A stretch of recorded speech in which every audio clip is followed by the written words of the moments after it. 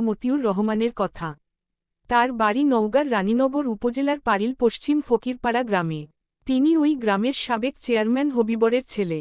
বিদেশ লোক পাঠানোর পর কাগজপত্র দিতে দেরি হওয়ার জের ধরে গত রোববার বগুড়া থেকে ছেড়ে আসা সান্তাহারগামী কমিউটার ট্রেনে চলন্ত অবস্থায় কয়েকজন যুবক দুপুর ১টার দিকে মোবাইল ফোন চোর ও ছিনতাইকারী আখ্যা দিয়ে মতিউরকে আদমদীঘি উপজেলার নসরতপুর স্টেশন এলাকায় ফেলে দেওয়ার ঘটনা ঘটে।